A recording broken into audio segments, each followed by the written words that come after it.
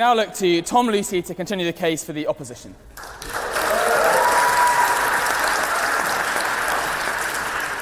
It's very exciting to be here. I'll be speaking in opposition of All You Need Is Love. Tinder, Bumble, Happen, Uniform Dating, Hinge, LinkedIn.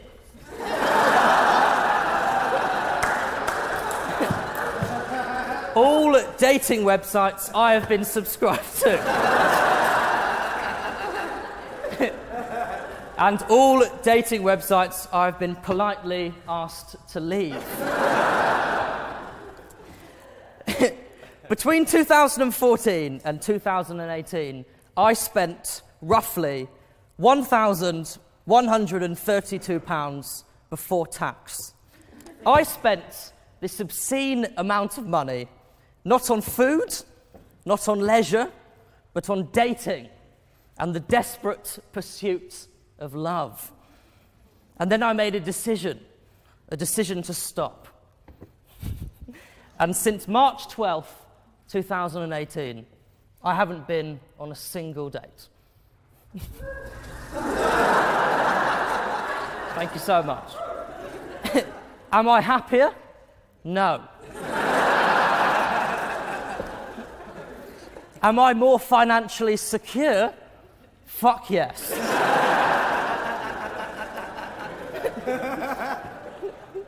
I'm Tom Lucy, and I'm here to argue that love is not all you need. In fact, I'm doing exceptionally well despite it. You're probably looking at me and thinking, I haven't seen him around campus. And you'd be right to think that, because I'm not a student at the University of Oxford. I am an award-winning comedian. To put it into perspective, in 2017, at the age of just 20, I was named the best new comedian by the most prestigious and informative newspaper in the world, The Sun.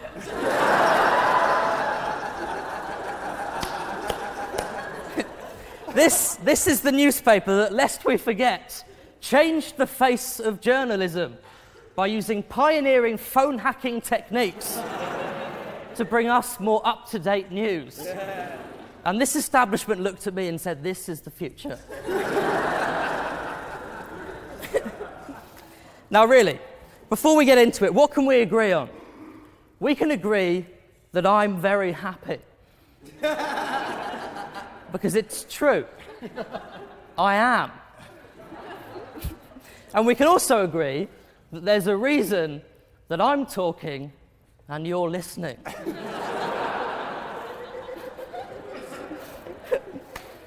I'm successful. It's undeniable. But why? How? Where? The difference between me and you is that while you all have love in your lives, nobody loves me. And I really can't stress that enough. I haven't come here to argue tonight. I haven't travelled 14 miles in a BMW 1 Series to argue here tonight. So why have I rejected love? Well, a better way of asking that would be, why has love rejected me? Let's start with my family.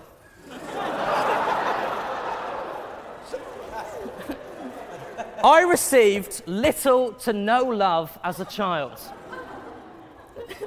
My father was a soldier in the British Army, which, as we all know, means two things.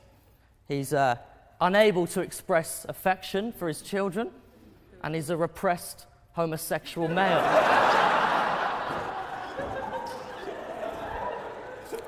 My father is practical, not emotional.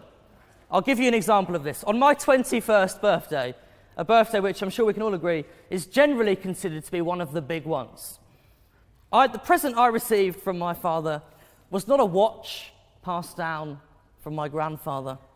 It was not a pearl of wisdom which I would carry through life. It was a clutch for my car. Now, to be fair, I did need a new clutch. But what you've got to ask yourself is that a present that suggests a loving relationship between a father and a son? I would argue not. So we can agree that my father is a cold, loveless man who, against all the odds, created an exceptionally impressive young man. I also have a sister. Her name is Charlotte, and she too has little to no affection for me. In fact, and this is completely true, my sister is a student at this exact university, and she has still not bothered to come to this debate.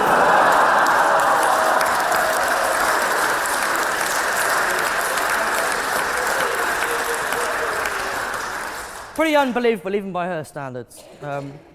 My mother, who, to be fair, has always been very supportive, so we'll move on from her. The point is this: would I have been invited to speak here tonight at the second best university in the UK?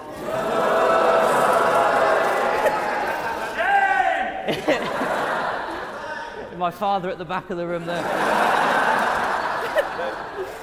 Would I have been invited to speak here if I had received more love as a child? Probably not. I would have probably ended up like one of you out there. Loved, but utterly disposable.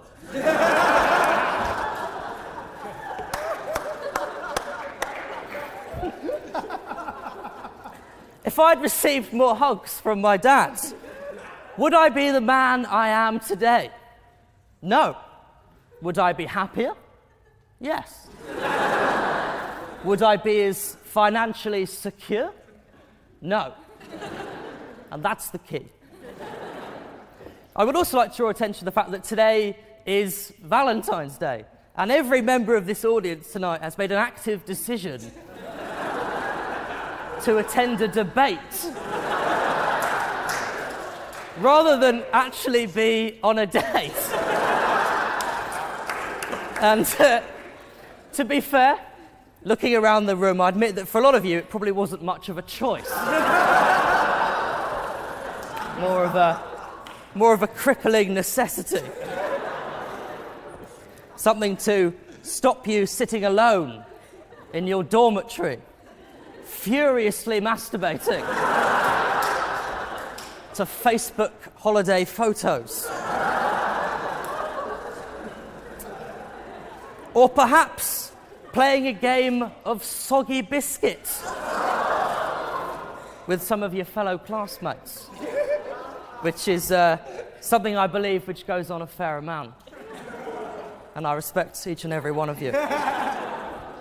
But the fact that we're all here tonight leads me to believe that this is a room full of people with no regard for love, and that makes me very happy indeed. We don't need love. In fact, I would go one further and say we should strive for the opposite of love: bullying.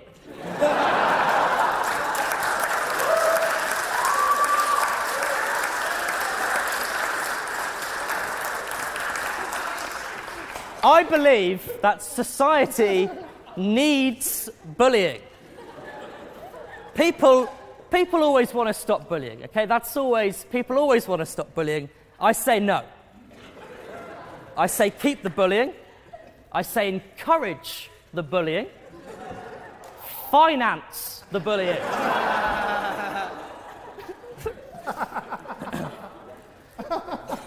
On that point, Sure. sorry, will the financing of the bullying be in accordance with subsection 64C?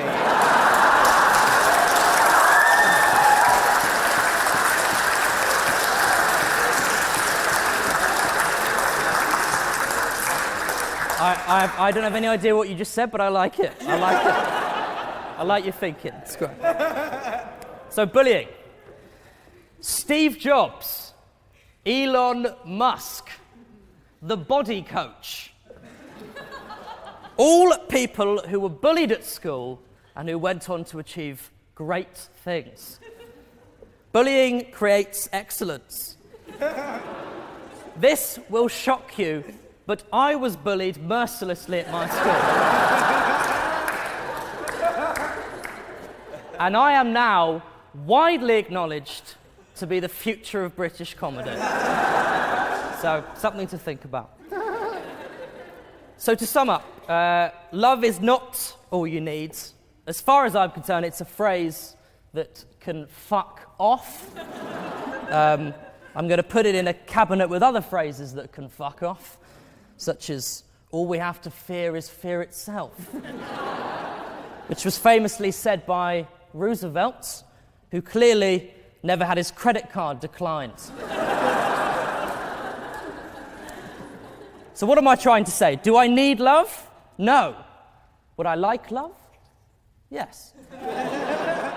But that's for another time. Thank you very much for listening to it.